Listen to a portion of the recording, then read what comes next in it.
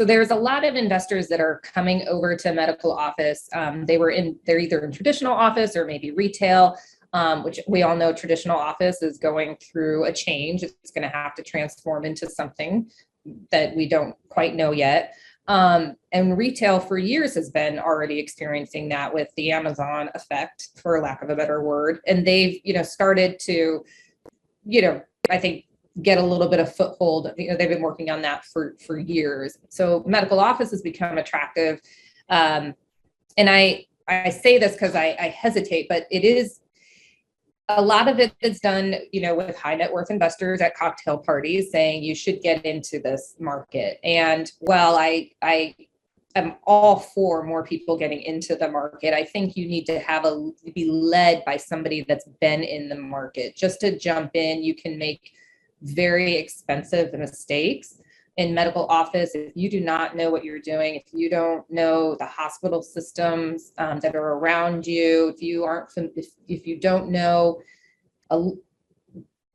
the trends of some of the tenant and the specialties that are in your building. If you buy things with too much rollover at the same time, you don't, have long-term leases, you could be stuck with really old medical office space that you basically have to gut and redo.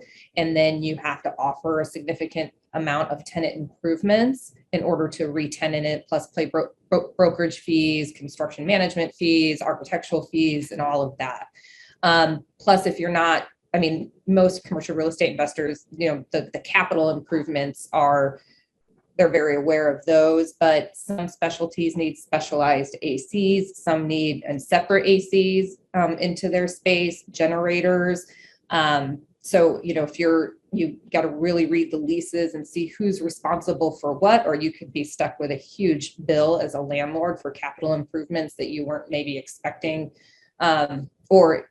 What I tell everybody is just make sure you really understand what you're buying. I think that's at the end of the day, but in medical office, there is some nuances that if you are not familiar with the asset class, I would not recommend that you go it alone on your first try, that you really do have somebody that has been in it, because the tenants in medical office, it's different than traditional office. A law firm can pick up and go someplace else, and you can typically re-tenant a law firm space pretty easily. REITs have always been in the space, and it just depends on the current economic environment, if they're aggressively in it or not, but they're always in it.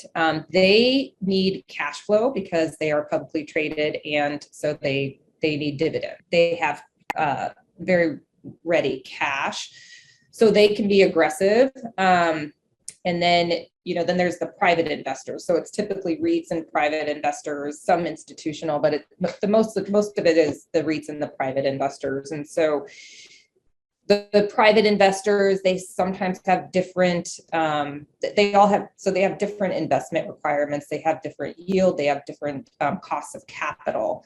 Obviously, if their capital is cheap, they can, as you said, with the low cap rates, they can buy something at a low cap rate, but they still have to balance that with giving dividends. So, there's always a balancing act.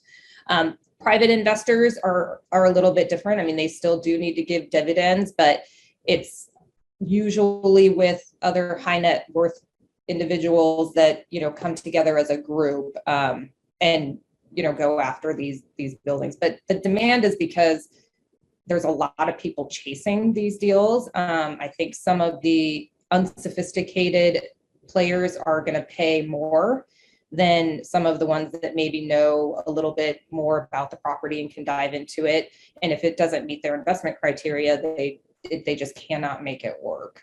But I think what's happening with the increased demand and the attractiveness of the medical office asset class being a recession resilient, place where people are looking to park their money, there's a lot of people chasing the deal. So obviously that increases competition and people start to get more aggressive, and depending on the deal and the cost of capital behind whoever is going after it depends on how aggressive they can be.